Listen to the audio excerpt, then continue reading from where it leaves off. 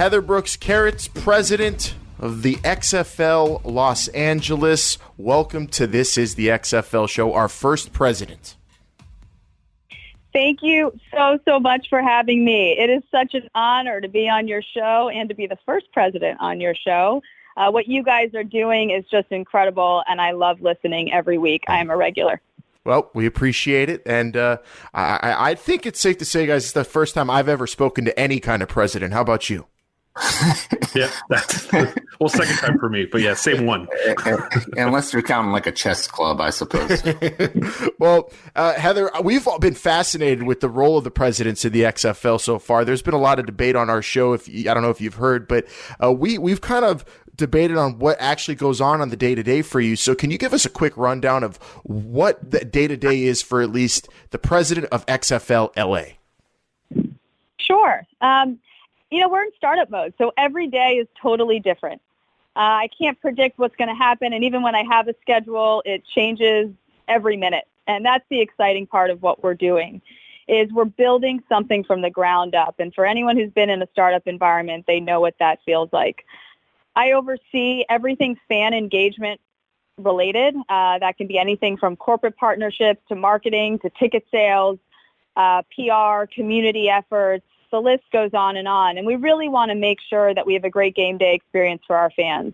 But on top of that, it's really about building who we are and defining who we are.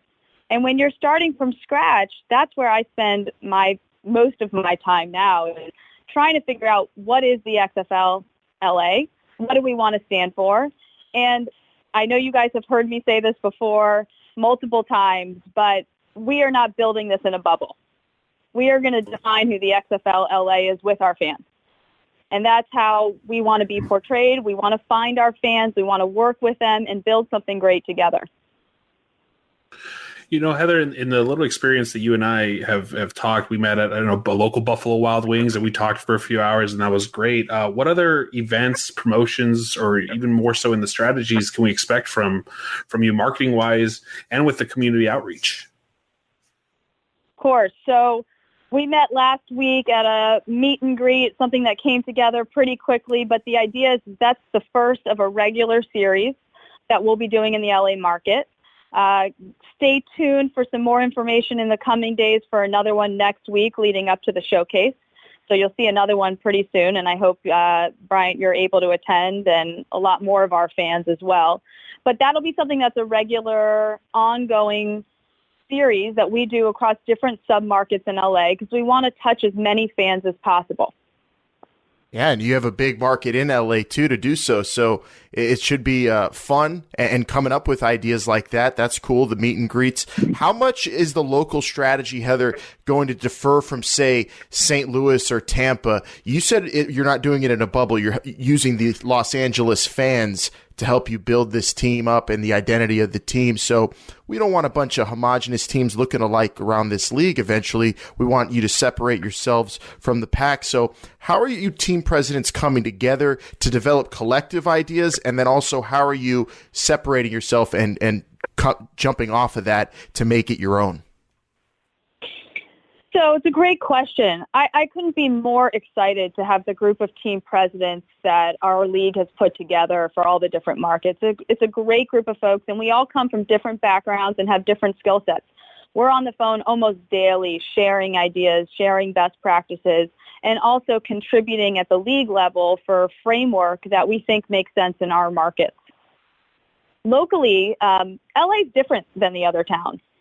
We are a large city, multiple professional football teams, multiple other professional teams, college football programs, and we have great weather and lots of other distractions. So for our fan base, there's just a lot of other things you can do. So we're bringing a new team into this market, and we're going to stand out by doing things differently. We're reimagining what it is to be a football fan and have a great game day experience. Now, Heather, you've obviously done a great job of trying to connect with the LA community and get the awareness out there that the XFL is coming to Los Angeles next year. What would you say are your big goals starting now through the summer into the end of the year to get ready for the league premiering in 2020? Sure. So our calendar is shaping up where I know we have the showcases next week.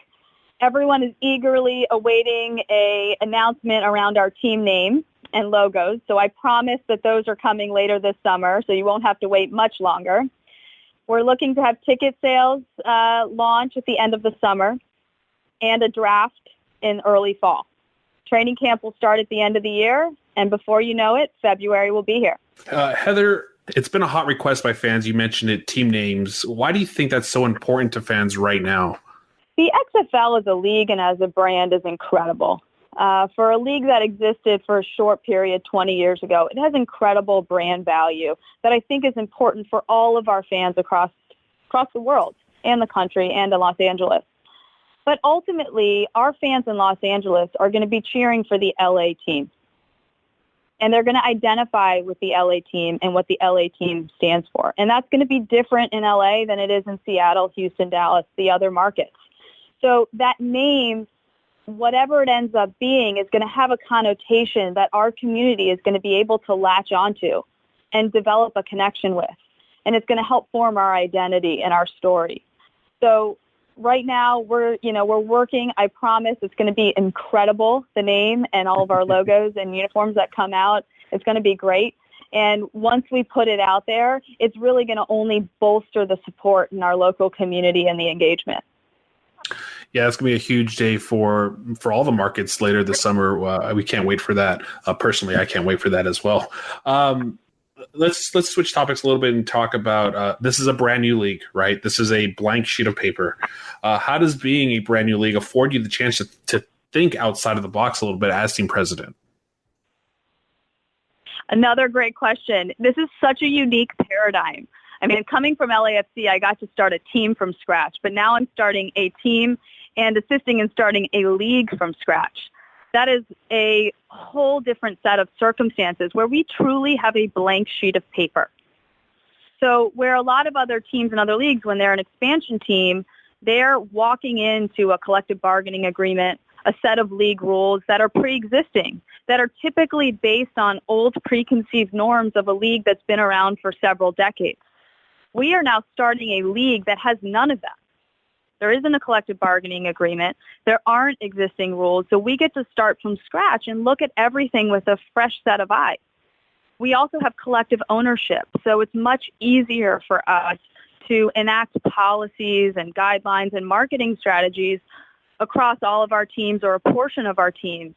Rather than just focusing on what may work in LA, we could say something's great in LA, let's do it across all the markets. And that is a unique set of circumstances for all of our team presence in the league, and it allows us to think much more creatively on how we want to package our ticket sales.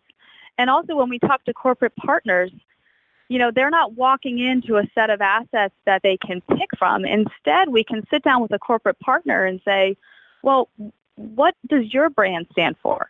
And how can we create new assets, because none currently exist, that fit within who you want to stand for and how you want to engage with the XFL. You mentioned partnerships there, Heather, and those are going to be so crucial, corporate partnerships, and of the big one that we heard about with Elevate, and that partnership regarding marketing and ticket sales. How does that partnership exactly work with the LA market and all the other local markets? Because we know you team presidents are interacting with them directly, right? Absolutely. I could not be more excited to have a partner like Elevate on our side. The team that Al Guido has put together is truly remarkable. And they come at this with a similar perspective that we do, which is how can we reimagine this for our fans? How can we make it better? And we are truly looking at ticketing with a blank sheet of paper and thinking about, what are new and innovative structures that we can incorporate into who we want to be as the XFL. We are on the initial stages of developing what our ticketing strategy will be and what those packages will be, so more to come. But each of the team presidents are working closely with Elevate to staff up and evaluate each of our individual buildings. Now, Heather, I'd like to ask you a little bit about some of the personnel hires that have been made for the LA team. We all know it doesn't matter what professional sports franchise it may be, the relationship between the president, general manager, owner, and the coach is very important. What has it been like working with Coach Moss, and how has that relationship been? I could not be more thrilled to have Coach Moss as the LA coach. He is exuberant. He is fun. And I never know what he's going to say half the time. And that's what makes it so exciting. He is not afraid to take risks on and off the field. And we need that in LA. We need a little fun. Yeah, I would say even for the XFL as a whole, it's got to be a fun league. And certainly he's all about that. 100%. And I can share that our leader, Vince McMahon's favorite word to talk about the XFL is fun. It has to be fun. And so that is a theme that permeates throughout. Well, I think LA hit the nail on the head with Winston Moss whenever his press conference was spectacular. We've been talking about it nonstop, on and off the air from the show, Heather. So we're excited. Brian and I, as LA fans, already couldn't be happier with the hire. But also this week, a big announcement: the offensive coordinator Norm Chow, another great name, another great coach, joining the staff. So how excited are you and the team as a whole, knowing that you have staffed up now? You've got a lot of people in place, a lot of good people. Summer showcases are on June 21st. You're really hitting your stride. How awesome is it to just have the people in place pretty much? It's coming together. I mean, we've looked at this once the showcases hit, our season is starting. It's go time. We have great personnel. All of our coaches are going to be in market next week leading up to the showcase. It is time to kick this into another gear and get ready for February 2020. Well, Heather, the LA Summer Showcase is June 21st, so I will be there. I'm hoping to see you, and get to chat with you some more, and even some of the coaches. A lot of the Summer Showcase has been focused on players and building these rosters for 2020. Can you just talk about what you're expecting out of the showcase in terms of your role as team president? Sure. So this is one of the first times that we're hosting an event in market, and it's one of our first impressions. We're really excited to give our deposit holders a first look into what we're doing. So put down your deposits, and we want all deposit holders to be there. They're getting special access to our first event with the LA Showcase. But I'm really excited to meet our fans. I'm excited to see everyone who shows up, who's so engaged to be there, to shake hands and really listen to people and hear about what they want out of the XFL. Question about the deposit holders that you mentioned there, and I guess the fans in general. Is this difficult to sell tickets to fans when they don't necessarily know what it is they're buying? This is a brand new thing. We're all very hopeful it's going to be very exciting, and I think it's going to be. But is that a challenge in the local market? I think we're just starting here. I mean, once we have our team name, we're going to have more of a presence and more of a story around who our team is.